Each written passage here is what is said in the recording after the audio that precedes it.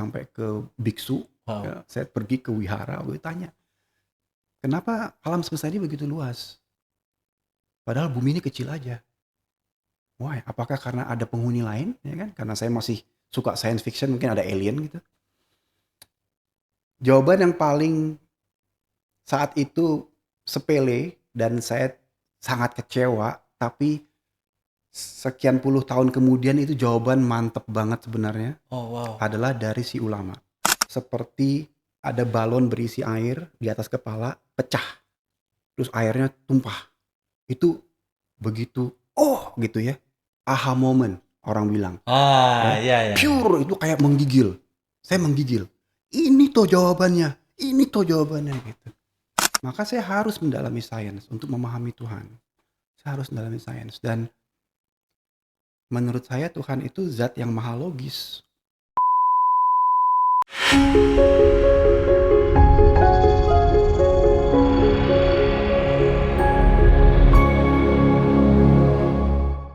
Hey everyone, seperti biasa kita ngomongin tentang life journey dan spiritual journey, dan di sini kalian bukan sekedar bisa mendengarkan sebuah cerita seseorang, tapi pun kalian bisa bercerita dengan cara apa? Tulis di kolom komentar di bawah. Dan hari ini kita sudah kedatangan teman perjalanan spiritual kita, penulis buku juga. Gue tunjukin dulu bukunya, The Finding God. Kira-kira ada yang kenal nggak sama orang ini? Udah tulisannya nih. Kita sambut aja teman perjalanan spiritual kita, Mas Erianto Rahman. Halo Mas, apa kabar Mas? Halo, baik-baik, Wah, baik. hampir salah nyebut nama orang. So, thanks for coming loh Mas. Sama-sama. Di bulan Ramadan ini kesibukannya apa? Ini seperti biasa kerja.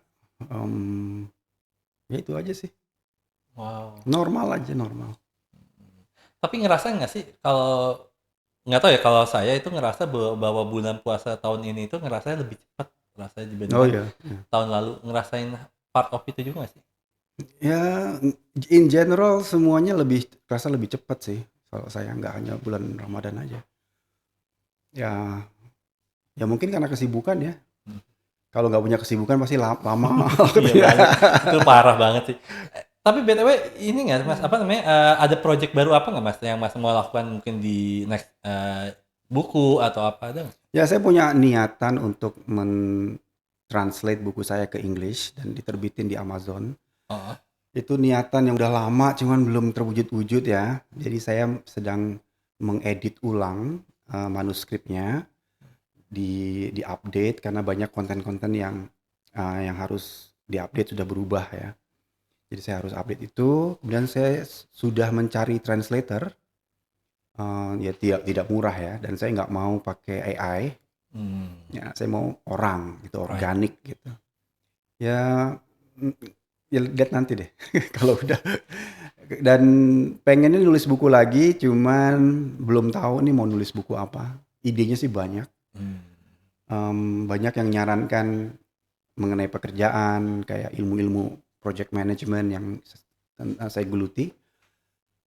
Ya tergantung hati nanti, tergantung feeling lah gimana jadinya.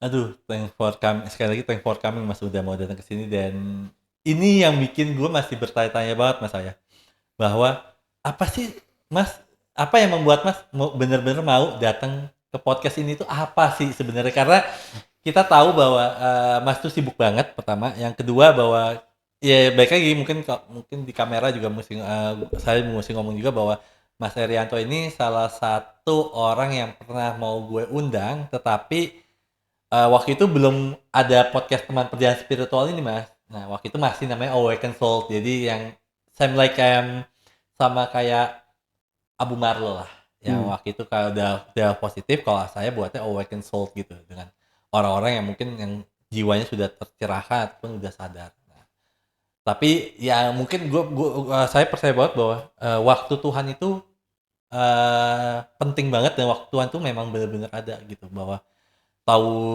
waktu Awaken Soul tahun berapa ya? 2021. Nah, akhirnya di tahun 2026 ini akhirnya terjawab bahwa saya bisa ngundang Mas, dan itu menurut saya itu waktu Tuhan banget sih, Mas. Ya, ya jawabannya adalah feeling ya. Saya selalu bergerak dengan feeling. Jadi saya punya analogi gitu ya, punya analogi. Kalau logika Tuhan itu beda dengan logika manusia. Oke. Ya. Kalau misalnya kita hari ini pengen pergi ke ATM, ke pasar, ke kantor pos, Mm-mm. kantor pos masih ada nggak sih? Mm. Terus ketemu teman. Mm. Logika manusia mengatakan bahwa kita yang dari dekat dulu dong, Mm. ke ATM dulu dong karena kita perlu ngambil uang. Mm. Terus baru ke pasar dong. Mm. Setelah dari pasar ke kantor pos baru ketemu teman terakhir Right. dong. Itu logika manusia disesuaikan dengan rute. Kalau logika Tuhan belum tentu. Bisa jadi ketemu teman. Seharian kongko-kongko, besoknya baru ketemu baru yang lain. Bisa jadi. Oh, Dan saya percaya kalau feelingnya begitu ya begitulah yang terjadi gitu. wow. Jadi setiap momen itu saya dipandu oleh feeling. Hmm. Dan kalau udah biasanya kalau udah ngikut feeling lancar-lancar aja. Ya, memang ada beberapa orang yang memang intuisinya lebih tajam daripada logikanya. Memang ada beberapa orang yang memang seperti itu. Saya percaya itu juga, dan saya pun aja ketika saya mengundang narasumber ke sini pun itu memang sebelum mengundang pun saya udah berdoa dulu sama Tuhan bahwa Tuhan, misalkan kayak kasih saya narasumber bulan ini yang mungkin bisa buat saya belajar, bagus buat saya dan bagus buat teman-teman yang nonton di podcast ini juga. Nah, biasanya dari situ tiba-tiba entah kenapa, entah itu tiba-tiba muncul dari Instagram, entah itu muncul dari mana, entah itu siapa yang rekomendasi dan sebagainya, tiba-tiba muncul aja gitu sendiri dan akhirnya saya kontak dan kebetulan yang dari Tuhan itu akhirnya mau saya undang dan sebagainya datang ke sini. So today let me get to know you better, Mas. Justru kalau mungkin kalau orang mengenal Mas tuh seorang penulis buku ya, The Finding God gitu, tapi justru buat saya itu justru ingin tahu your childhood itu seperti apa ya? Ya, saya sangat bersyukur punya masa kecil yang luar biasa. Ayah saya seorang BUMN, pegawai BUMN, Mhm. Pertamina, dokter, Oke. dan dia ditugaskan pindah-pindah. Jadi saya TK di dua sekolah, dua tempat yang berbeda, SD di dua tempat yang berbeda, SMP di dua tempat yang berbeda, baru SMA yang satu sekolah nih sampai lulus. Nah, pindah Sumatera, Kalimantan, pindah-pindah sampai ke Kepulauan Riau juga. Dan itu ternyata ya waktu saya sebel ya, sebel karena baru adaptasi udah harus pindah lagi. Hmm. Bahasanya berbeda, culture-nya berbeda, Right. dan itu untuk anak kecil agak repot ya. Udah gitu kalau pindah-pindahan itu banyak yang ketinggalan lah, banyak yang rusak lah ya kan. Iya, iya, Harus iya. beli lagi lah gitu kan. Masuk sekolah baru, saya pengalaman jadi anak baru itu paling banyak kan. Hmm. Dikenalin di kelas sama guru, ini anak baru nih baru masuk gitu, udah pengalaman saya ya kan. Nah, tapi setelah dewasa, saya ngobrol sama adik saya, adik kandung. Kita beruntung ya. Beruntungnya adalah waktu saya kuliah. Saya kuliah di Malang, merantau sendirian. Dan saya baru kayak dibukain dunia gitu ya. Baru inilah alam apa dunia sebenarnya gitu. Aduh saya ngomongnya gimana ya. Ternyata manusia itu mengkotak-kotakan gitu loh. Kamu asalnya dari Ya. sini, kamu asal dari Right. sini, kamu asal dari sini gitu. Ya. Dan cuman saya di antara teman-teman saya yang punya sahabat di setiap kelompok gitu. Dan saya nggak masalahin mereka dari mana, saya nggak ngelihat gitu. Saya tuh nggak bisa ngelihat bahwa dia itu suku ini, dia keturunan ini tuh saya nggak bisa. Saya nggak terbiasa dengan itu. Dan makanya itu membuat kami dan saya dan adik saya menjadi mudah bergaul dan mudah masuk kemana aja, nggak ada judgement, ya. Ya itu sangat masa kecil saya seperti itu. Oh, tapi berapa kali pindah Mas dalam hidup Mas kecil? Dari Jakarta ke Batam, Heeh. satu dari Batam ke Sungai Grong. Sungai Grong itu di Palembang, di Heeh. pedalaman. Sungai Grong ke Pulau Sambu. Pulau Sambu itu pulau kecil Hmm. di Kepulauan Riau. Yang kalau kita ngikutin jalan aspal di depan rumah, 7-8 kilo udah balik lagi. Wow. Saking kecilnya. Hanya ada SD di situ. Habis dari situ ke Tanjung. Tanjung itu Kalimantan Selatan. Ke Murung Pudak sebenarnya, bukan Tanjung. Tanjung lebih dalam lagi. Dari situ baru ke Balikpapan. Nah, di Balikpapan nih sampai pensiun orang tua saya, udah nggak mau pindah-pindah lagi. Dari situ baru kuliah di Kota Malang, Hmm. dari Malang pindah ke Jakarta. Wow. Oh. Nah, kira-kira kurang lebih ada 5 tempat ya yang Mas pindah-pindahan itu Hmm, 5 hmm. tempat lah ya. Di antara 5 tempat itu mana yang paling menurut Mas yang berkesan buat Mas dan akhirnya ngebentuk your personal? Susah ya, tapi yang paling kalau ditanya yang mana yang ngebentuk, mungkin semua ngebentuk, tapi yang paling berkesan adalah waktu di Kepulauan Riau, Hmm. di Pulau Sambu. Saya waktu kelas 3 SD sampai kelas 6. Hmm. Pulaunya kecil, ya, teman-temannya itu aja, kita saling kenal ya. Rumah saya itu depannya pantai. Saya itu anak pantai. Jadi sejak TK, SD, SMP, SMA, rumah saya sangat dekat dengan pantai. Hmm. Bahkan di Pulau Sambu itu 20 meter udah air. Bener-bener rumah pantai. Terus kita kalau masang antena antena biasa itu, UHF itu, VHF apa UHF tuh, yang antena TV, saya bisa nangkap siaran Singapura, Malaysia, Wow. saking dekatnya. Jadi kalau malam hari itu kita bisa ngelihat Singapura. Oh, wow, Oh, keren banget ya. asik ya. Ke Singapura 30 menit naik ferry.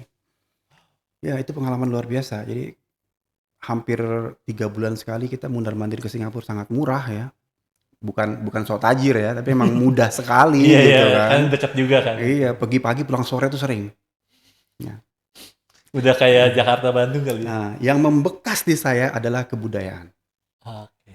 Saya sangat mencintai budaya Melayu. Budaya apa, sorry? Melayu, Oh, Melayu. Oke. sangat suka. Lagunya, musiknya, bahasanya. Sehingga kalau saya ke Malaysia itu kayak pulang. Oh, Ya, wow. seneng banget sama budaya Melayu. Tiap hari di mobil saya itu yang saya dengerin Siti Nurhaliza, Sheila Majid, Ning Baizura. Gue baru tahu guys. Sukanya lagu-lagu Melayu itu gue baru tahu banget. Gila ya. Tapi di Mas kecil itu apakah Mas sudah mulai mempertanyakan tentang Tuhan itu sendiri, Mas? Ya, belum sih. Masa kecil saya benar-benar anak-anak ya. Em, saya sangat bersyukur dengan masa kecil saya, dan begitu saya masuk SMA di Balikpapan, saya mulai tertarik dengan fisika, dengan sains, tarik sekali. Terus saya mulai sangat suka dan selalu nonton film-film science fiction seperti Star Trek, itu idola saya Star Trek itu. Mulai bertanya-tanya kayak apa sih black hole, apa sih singularity gitu. Hmm.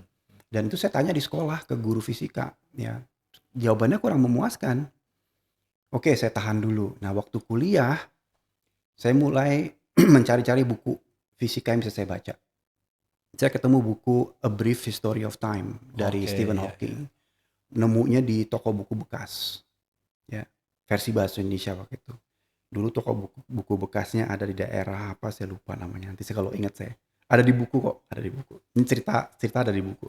Jadi saya mau Sorry, maaf, saya potong. Nama bukunya apa? A Brief History of Time. The Brief. Oke, nanti editor gue yang cari ada muncul bukunya. Oke, lanjut. Bahasa Indonesianya Riwayat Sangkala. Oke. Ya, yang menerjemahkan bagus banget ya. Bukan em, sejarah singkat waktu ya kalau diterjemahkan ya. Enggak, Riwayat Sangkala. Oh, Cakep banget. Nah, itu saya beli di toko buku bekas. Jadi hobi saya adalah setelah pulang kuliah atau weekend adalah ke toko-toko buku bekas yang saya cari buku-buku seperti itu. Saya baca, saya bolak-balik saya baca. Mulai mulai terjawab satu pertanyaan, dua pertanyaan. Kemudian mulai mempertanyakan, alam semesta ini begitu luasnya ya.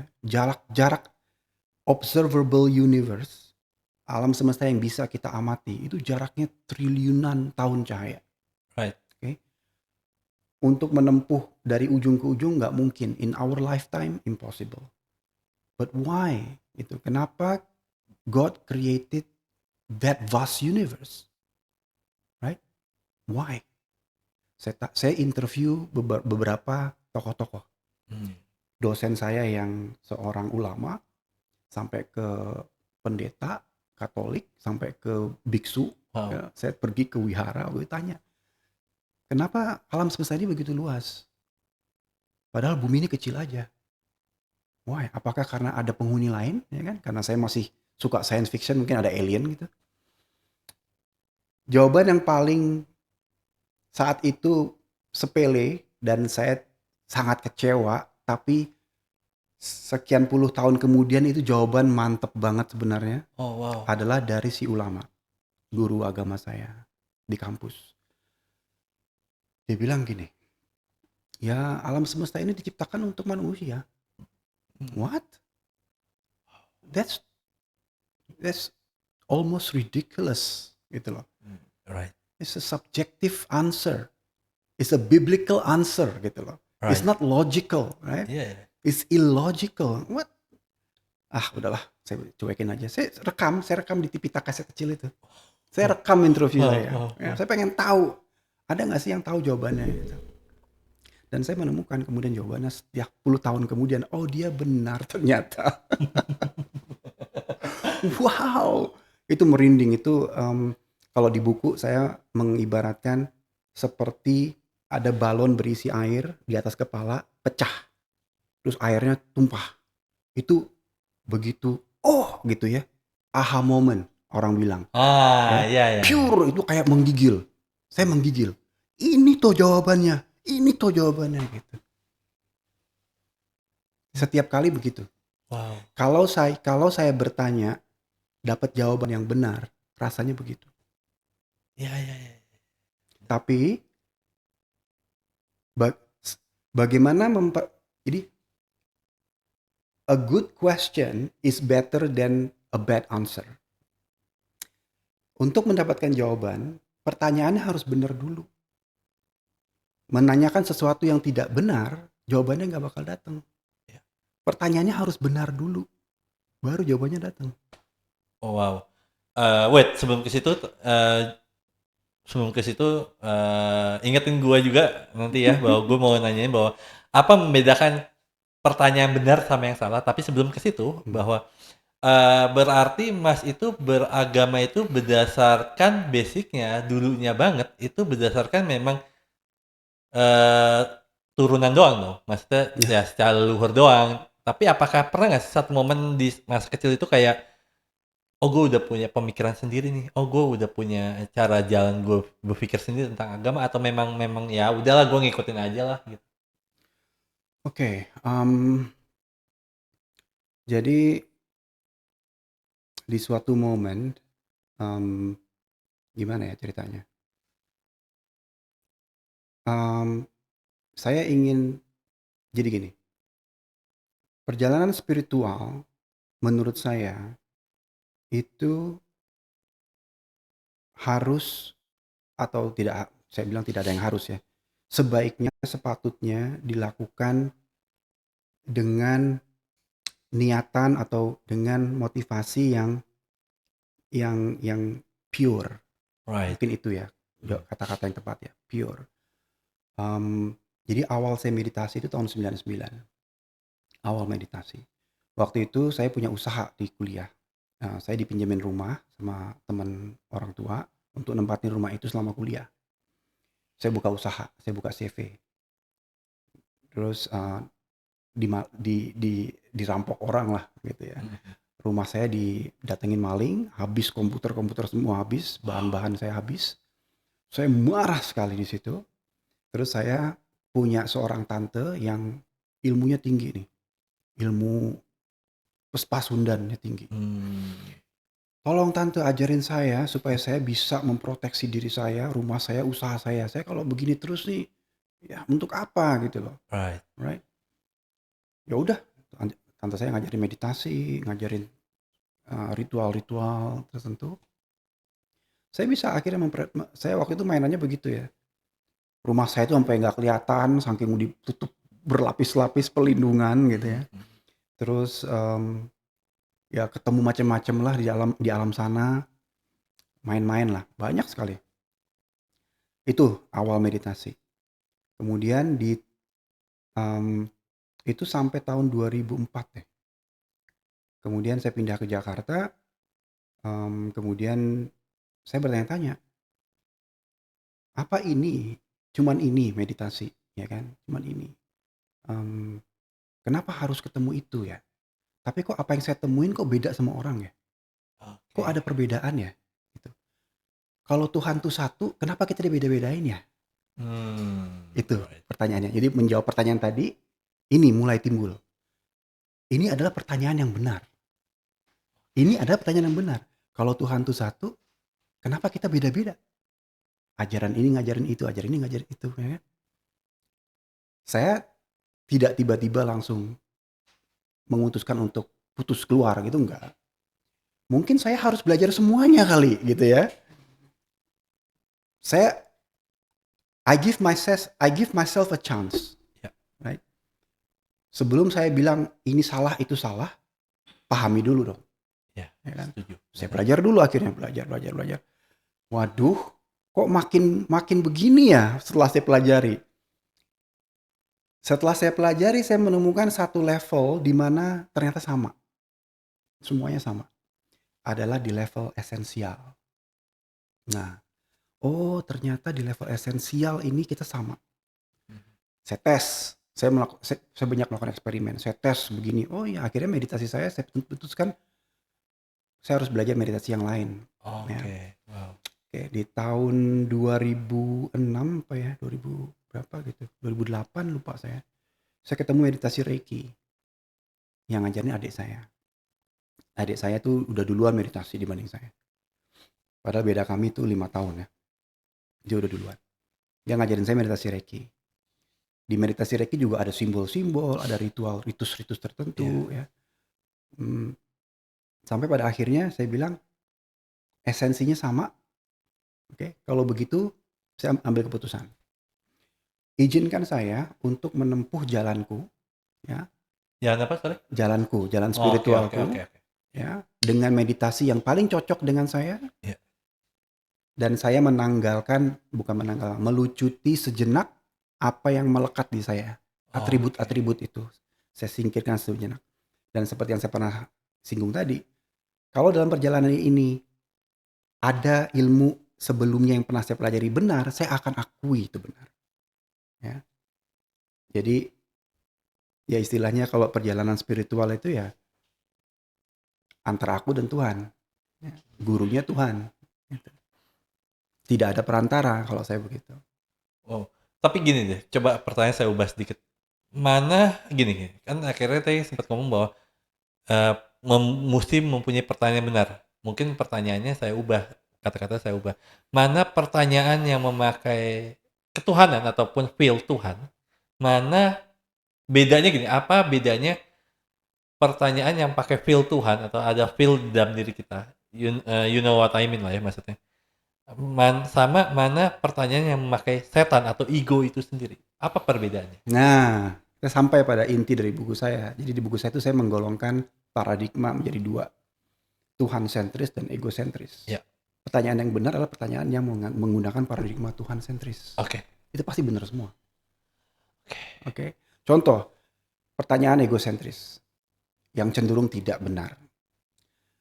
Mungkin terlalu harsh ya, tidak benar. Mungkin kurang tepat kali ya. Boleh-boleh aja sih, nggak ada yang benar, nggak ada yang salah. Bertanya, kalau saya melakukan ini, maka saya dapat apa? I see. Ya, Yeah. itu egosentris. Apakah ada jawabannya? Ada, bisa. Ya. Pertanyaan yang Tuhan sentris itu tanpa syarat. Oke. Dan biasanya nggak ada hubungan sama daily life biasanya. Gitu. Nanti kita nemuin contoh-contohnya deh. Ya salah satu tadi ya, kenapa kalau Tuhan satu kenapa kita beda-beda? Nah itu pertanyaan di area Tuhan sentris tuh. Iya. Nah, jawabannya ada gitu. Datang pasti jawabannya. Jawabannya adalah? Jawabannya datang dalam bentuk macam-macam. Jawabannya adalah dalam level esensi semuanya sama.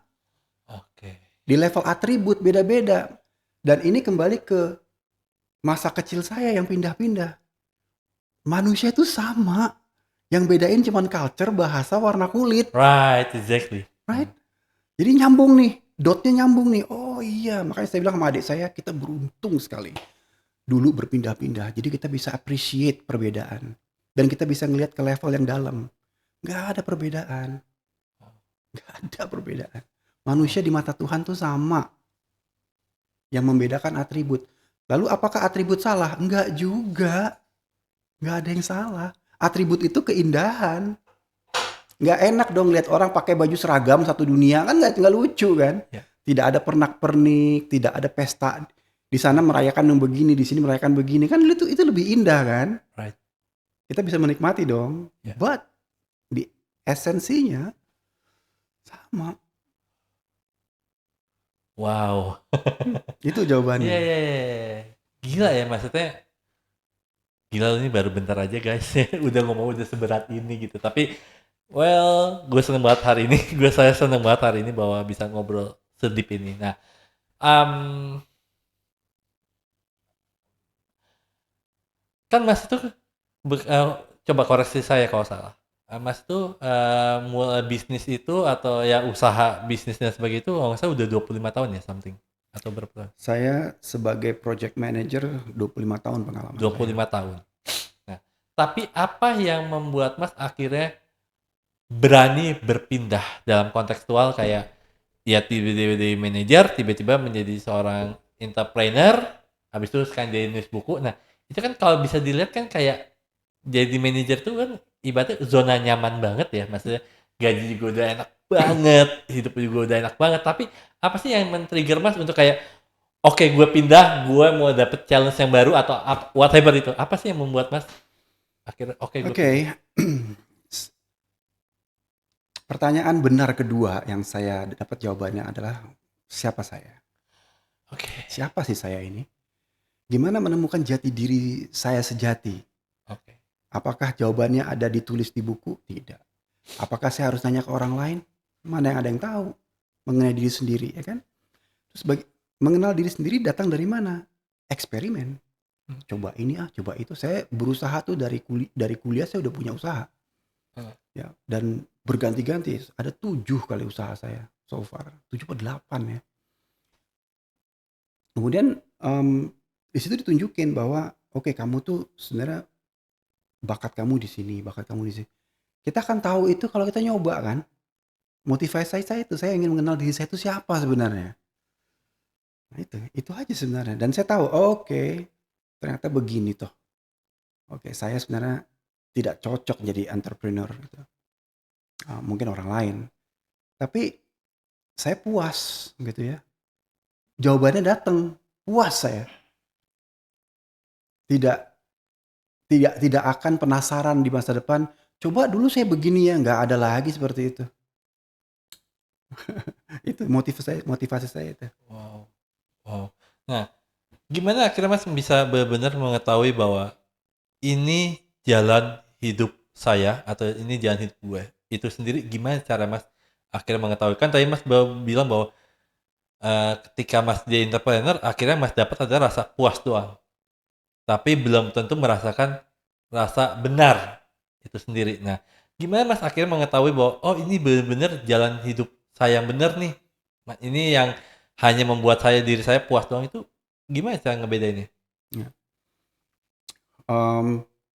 Saya punya analogi gini. Oke, sebelum ke sana ya. Mungkin udah sering dengar juga, saya sering sebut di mana-mana ini. Analogi pohon mangga dan pohon apel. Heeh. Apa yang terjadi dengan sebatang pohon mangga Hmm. di tengah-tengah kebun apel? Si pohon mangga ini akan berbuah apa? Dia hanya seorang diri, apel, mangga.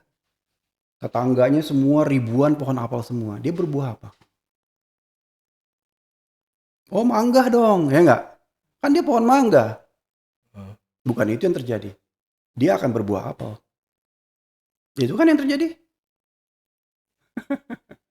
Itu kan? Iya, iya. Iya. Terus ya karena tetangga saya apel semua, maka saya harus berbuah apel dong. Oke? Iya, iya, iya. Nah, nggak pernah ngelihat ke dalam diri, siapa sih saya ini sebenarnya? Iya. Kok ada rasa gelisah saat berbuah apel tuh punya rasa gelisah, nggak plong gitu loh. Ya. Nah, setelah kita bisa masuk ke dalam mengakui, accept bahwa oh, saya ini pohon mangga sebenarnya. Nah, saya tanya lagi, apakah pohon mangga perlu dimotivasi untuk berbuah mangga? Iya. Tidak. Ya. Natural. Natural kan? Alamiah. Kata-kata alamiah nih yang saya pegang. Bangun tidur ada buah mangga dia. Nggak perlu disuruh. Karena dia pohon mangga. Akuin aja kamu pohon mangga. Kamu tidak akan ngoyo ya untuk berbuah mangga. Kalau kamu akui kalau kamu tuh pohon mangga, kamu bisa berbuah banyak unlimited gitu. Explore dirimu. Gimana caranya berbuah mangga yang lebih manis, yang lebih banyak, lebih besar. Kalau kamu ngakuin pohon mangga. Kalau kamu nanya, gimana caranya berbuah apel? Itu pertanyaan yang salah. Ya, ya. I Jawabannya know. apa? Ada jawabannya, tapi menjalaninya kan tersiksa. Ya, Perlu ya, dipecutin kan? ya. Perlu motivasi kan? Perlu belajar sama si A, pergi ke kelas motivasi, perlu ini, Ya, perlu, iya kan? right, benar Perlu banget. law of attraction. Saya terus terang tidak setuju dengan law of attraction. Apa yang bikin nggak setuju? Karena kebanyakan makainya begitu. Oke. Ngebangun mimpi, itu mimpimu bukan? Saya pengen punya mobil. Serius? Diri kamu di dalam tuh pengen punya mobil nggak? Keinginan sebenarnya apa? Baru pakai law of attraction. I see, gue ngerti maksudnya. Maksudnya, terima dulu diri sejati itu. Wow. Jadi Tapi kembali, gimana caranya Mas untuk mengetahui benar-benar yang kayak misalkan gini, gue ini ada pohon mangga atau misalnya gue ini ada pohon jeruk dan sebagainya itu gimana cara ya harus benar-benar harus mencari tahunya itu harus kan? eksperimen. Hidup itu harus nyoba, harus dilakuin. Ternyata sekarang saya merasa relax dan merasa effortless, way wu way, do without doing, effortless action dengan menjadi yang saya sekarang ini. Ya, project saya banyak di mana-mana di seluruh dunia. Oke, saya punya anak buah, tapi bagi saya effortless. Saya nggak ngerasa stres. Saya masih bisa di sini malam ini.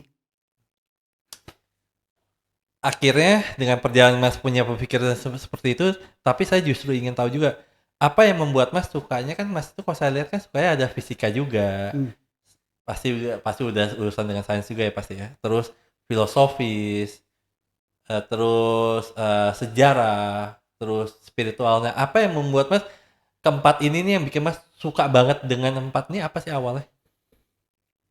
Awalnya adalah yang tadi itu ya pertanyaan awal tadi, mengapa alam semesta ini begitu luas? Kenapa kenapa harus begitu luas gitu kan? Kita ini sebenarnya tinggal di mana sih sebenarnya gitu. Untuk memahami Tuhan kita harus saya merasa harus memahami ciptaannya dulu. Ya, karena untuk connect dengan Tuhan langsung kok kayaknya masih jauh. Mungkin saya harus mempelajari ciptaannya dulu. Dan yang paling esensial, yang paling alamiah ya alam ini. Ya, alam ini termasuk manusia, termasuk semua planet-planet. Awalnya sejarahnya gimana ya? Nah, saya baca tuh. Kenapa bumi berputar berevolusi terhadap matahari, kenapa bulan bersama terhadap bumi, apa yang menggerakkan itu semua, ya kan? Apakah Tuhan main apa namanya main istilahnya puppet ya, Ya. digerak-gerakin seperti itu? Apakah dia bergerak itu karena mematuhi suatu hukum, ya kan? Apakah Tuhan itu selalu bekerja mengendalikan pergerakan alam ini? Ya nggak? Pernah nggak sih bertanya seperti itu? Ya, ya. Siapa yang menggerakkan alam ini ya? Matahari bisa terbit, siapa ya? Apakah dia begitu alamiahnya aja? Tapi pasti kan ada satu yang diikuti, dipatuhi oleh si objek-objek alam ini. Jawabannya adalah hukum alam. Hukum alam itu apa? Ya sains, nggak ada lain. Maka saya harus mendalami sains untuk memahami Tuhan. Saya harus mendalami sains dan menurut saya Tuhan itu zat yang maha logis. Cuman logisnya harus God sentris, bukan egosentris. Nah, oke. Kalau ngomongin ego God centris itu sendiri seperti apa? Maksudnya bahwa logika yang tadi Mas bilang tadi zatnya Tuhan dan sebagai secara zat Tuhan sentris. Oke, saya kasih contoh yang sering juga saya pakai ya. Em, apa ya yang enaknya contohnya ya? Misalnya berdoa. ini ini sensitif. Tapi saya akan coba merangkainya It's dengan okay, it's okay. kata-kata yang Nanti baik. kalau memang gimana bisa di beep or di cut. Oh, it's Aman, okay. aman, Oke. aman. Berdoa. Oke. Apa yang terjadi saat kita berdoa? Ya. Kebanyakan orang berdoa itu ya memuji-muji, kemudian ada yang diminta. Ya. Oke. Dan kebanyakan ya nggak apa-apa. Silahkan. Saya tidak menyalahkan atau itu sesuatu yang keliru, nggak gitu. Kemudian minta apa yang diminta biasanya? Rezeki yang banyak, ya kan? Kesehatan, rezeki, naik jabatan, apalah yang diminta pokoknya bebas lah ya. Dan itu kan diperbolehkan. Ya. Bahkan mungkin ada yang bilang diharuskan. Mintalah kepada Tuhan, ya kan? Oke. Saya ambil contoh. Uang. Uang ciptaan siapa? Ya, manusia. Terus kalau kita minta ke Tuhan, oke? Tuhan tidak menciptakan uang. Salah dong kalau minta sama Tuhan. Oke? Ya. Ya. Jadi dan apa ya? Karena kita semua kesejahteraan, kesehatan, kebahagiaan selalu dihubungkan dengan uang kan? Kalau saya punya uang maka saya dapat semuanya. Ya intinya Alright. uang berarti. Ya doa kita harus minta uang, minta rezeki yang banyak, gitu kan? Sebenarnya tidak demikian. Tuhan tidak mengenal uang. Yang Tuhan ciptakan apa? Alam ini dia ciptakan. Angin dia ciptakan. Angin dengan udara yang bergerak mematuhi hukumnya, ya kan? Oke. Air, ya kan? Kebahagiaan, manusia yang lain. Nah, kalau kita berdoa sama Tuhan, ya Tuhan, kira-kira saya harus ketemu siapa hari ini ya yang saya bisa happy. Itu doanya begitu. Yang saya bisa klik nih ya, hari ini mau ketemu siapa ya? Itu lebih logisnya Tuhan gitu. Wow, tapi oke, nggak masih debatin tapi gini, tapi doa itu kan memang oke, ada setuju ya bahwa memang Tuhan nggak memberikan uang dalam arti ya bukan menciptakan uang, betul. Nah tapi bisa nggak Tuhan itu juga mempermudah peluang tersebut? Bukan Ya, memberikan uang ya, tapi bukan memberikan uang tapi memudahkan peluang tersebut ya untuk tentu. mendapatkan uang. Ya bisa. Itu jatuhnya ke apa? Egosentris atau Ya tergantung kondisi ya. Ada hal-hal di dunia ini yang sudah akan terjadi sama dia sebenarnya dan cepat atau lambat gitu ya. Jadi dia afirmasi bentuknya ke Tuhan, afirmasi. Padahal ini udah datang nih barangnya sebenarnya dalam perjalanan, dia afirmasikan lagi supaya lebih yang lain-lain gitu. Dan believe it or not ya, saya bukannya sombong. Bagi saya doa itu bukan meminta dan saya ubah semua cara saya beribadah, bukan cara saya berdoa kepada Tuhan. Cara saya berkomunikasi saya ubah. Dan saya pelajari juga, saya sempat baca buku ya, Your Feeling is Your Prayer. Pernah dengar? Pernah? Rasamu doamu. Oke. Saat kita minta, ya Tuhan, aku ingin bahagia. Ya. Sebenarnya yang dia minta apa sih? Feelingnya lagi apa? sedih ya? Lagi sedih. Ya sebenarnya dia mengafirmasi bahwa aku sedang sedih. Ya besok dia tambah sedih. Oke. Aku merasa kekurangan. Tolong aku diberikan ini. Feelingnya adalah kekurangan. Maka dia akan terus kekurangan. Your feeling is your prayer sebenarnya. Rasamu itulah doamu. Jadi kalau gitu doa yang benar gimana? Sorry, berarti ini ada urusan dengan diksi juga dong, bahasa kata-kata juga dong. Ya terserah ya, tapi Kalau menurut Mas seperti apa? Soalnya kalau dari omongan Mas itu kan yang saya nangkep akhirnya bahwa ini juga ada hubungan dengan diksi dan bermasalah dengan diksi juga, kata-kata dan sebagainya. ya mungkin. Ya, karena kan bahasa manusia itu bahasa yang terucap yang mungkin dipicu oleh ego, bukan hati, bukan feeling yang the true feeling, the true beingnya gitu. Nah, jadi kalau gitu berdoa yang baik gimana? Ya, kalau pengen bahagia, ya rasakan bahagia dong. Kalau pengen berkelimpahan, ya rasakan tidak kekurangan itu. Berkelimpahan dirasakan saat ini, sekarang. Lah kalau gitu doanya gimana bentuknya? Ucapannya apa? Kalau udah ngerasain, Apa tuh? ya alhamdulillah. Wow. Ya Tuhan, terima kasih. You're the best. Dan Wah, wah, ya, ya, ya, ya, ya. Well, mungkin beberapa pertanyaan terakhir Mas, tapi saya justru ingin menanya secara detail nih Mas. Nah, hmm, awal mulanya Mas ingin menulis buku The Finding God ini itu apa Mas? ya panggilan hati. Udah Boleh waktunya cerita nulis. secara detail nggak sih Mas, perjalanannya seperti apa akhirnya membuat buku The Finding God itu? Pasti kan banyak experience juga di dalam perjalanan menulis itu juga? Ya, sejak 2008 saya nulis blog. Ya, nulis blog. Sampai 2018 saya nulis blog. Pembaca saya lumayan banyak. Saya diundang seminar-seminar juga karena blog saya. Kemudian di situ saya belajar mentransformasikan dari blog yang terpotong-potong per artikel yang gak ada hubungannya untuk menjadi satu cerita. Ternyata itu membangkitkan kayak letupan-letupan di dalam ya. Wow, storytelling itu amazing gitu ya. Wow gitu.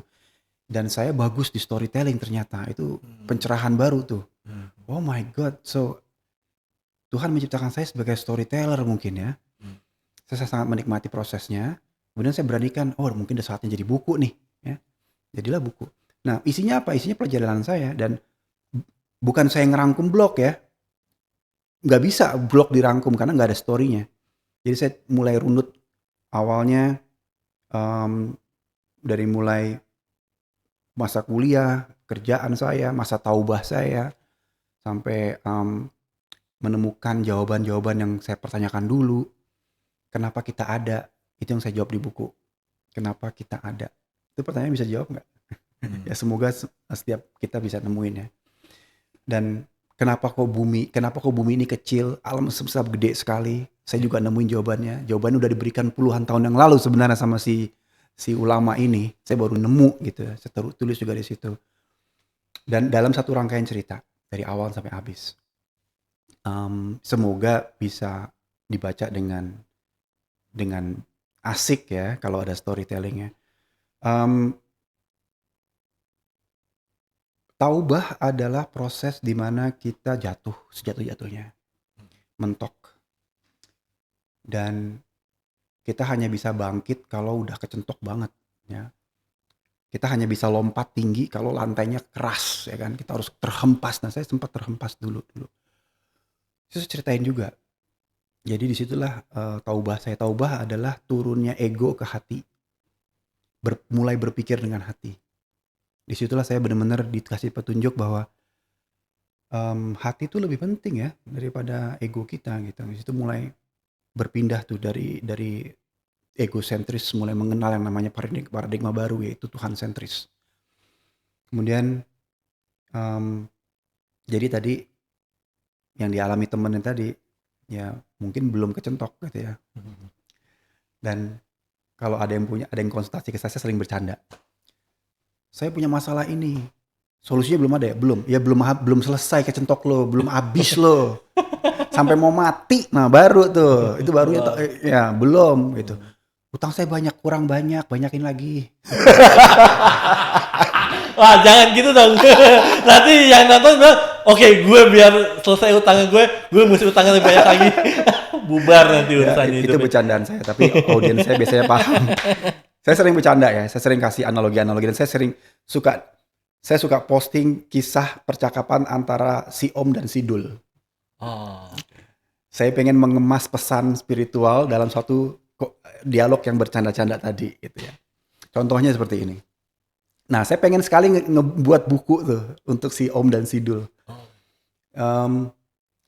Si Dul tuh awalnya adalah panggilan ke saya dari sahabat saya, kakak saya. Okay. Waktu kita ke Mesir sama-sama tuh sama namanya Mbak Evi dan teman saya tuh lagi Hilmi. Di sana dia manggil saya seenaknya. Dul, semua dipanggil Dul. Ya muncullah ide, oh, si Dul sama si Om. Si Om ini seorang guru spiritual, si Dul ini muridnya. Badung banget nih muridnya. Terus contoh, si Dul suatu hari bawa kentongan, siang-siang kan, tong gitu kan. "Dul, lu ngapain kentong siang-siang?" Gitu kan. "Bukannya malam jaga kampung," gitu kan. "Lah malingnya kan di siang, Om." Nah, contoh seperti itu ya, paham ya? Iya, iya, iya. Paham.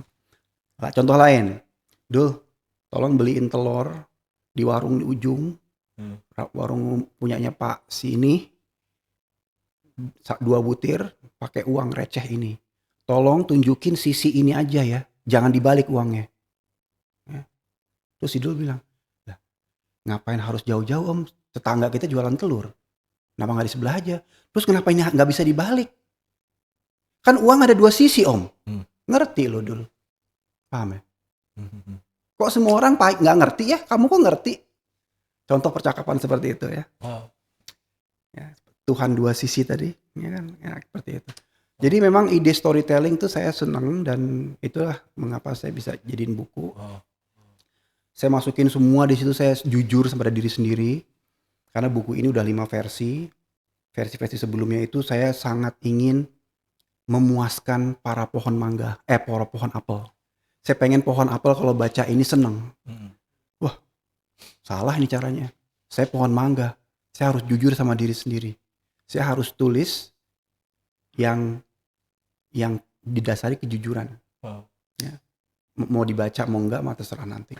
Let go aja. Wow. Wow, keren banget. Mas, tapi jujur Mas, saya ingin tahu deh titik terendah seorang Mas Erianto itu apa ya? Titik terendahnya yang benar-benar yang akhirnya titik terendah ini membuat Mas mengingat-ingat sampai saat ini. Titik terendahnya adalah waktu itu usaha saya gagal. Saya ke Jakarta, saya punya perusahaan. Setelah jalan hampir 3 tahun tuh gagal. Bubar saya nggak punya penghasilan. Rumah masih ngontrak. Kemudian punya anak 1 yang ya ada kebutuhan kan pasti. Terus wah udah pora-poranda lah gitu ya. Udah pora-poranda. Udah nggak punya apa-apa lah. Itu uang di saku cuma 1.000. Wow. Udah nggak bisa kemana-mana. Nggak punya kerjaan, nggak bisa kemana. Akhirnya saya jalan kaki. Itu tuh jalan kaki sejauh-jauhnya. Nggak ada tujuan saya waktu itu. Ya. Sampai saya kecapean duduk di pinggir jalan. Terus ada pengamen datang nyanyi dia. Nyanyi sambil ketawa-ketawa ambil gini. Baju compang-camping. Ya, yang jelas nggak baju bagus kan. Bau pula. Celana sendal jepit udah buluk ya kan. Kok lu masih bisa ketawa-ketawa sih? Saya pasti punya tempat tinggal. Masih ada istri, punya anak. Saya masih punya mobil lagi. Kok saya begini sih? Di situ saya balik tuh. Tuh titik balik saya di situ. Gila ya. Itu ditunjukin sama pengamen itu. Gila ya gitu. Nggak ada artinya nih cerita saya nih sebenarnya dibanding dia. Kok nggak tahu malu gue gitu. Itu saya kan ngotot untuk selalu punya usaha. Saya tuh pengen jadi pengusaha, ngotot saya. Jadi nggak mau yang namanya kerja untuk orang lain. Jadi saya pulang, saya pinjam koran dari tetangga. Sabtu Minggu ada lowongan kerja, saya ngelamar. Bener-bener ngirim surat waktu itu. Ya. Yang manggil saya itu yang saya terima. Manggil saya pertama itu yang saya terima. Begitu dipanggil langsung saya kerja. Saya nggak nego gaji, nggak ada pun masuk aja gitu. Nothing tulus kan? Apa standar saya? Mau gaji berapa? Tahu. Saya nggak pernah ngerasain kerja. Kalau mau dibanding 0. Banding ini, ya apa aja saya terima kan? Iya, benar. Nah, benar. Saya runtuhkan ego saya, pride saya untuk jadi pengusaha tadi. Ya. Nah, itu titik terendah saya waktu itu. Mungkin the last question adalah gini Mas. Bukan the last question tuh. Pertama adalah kita tahu Mas mungkin di zaman sekarang banyak orang-orang mencari Tuhan. Ya.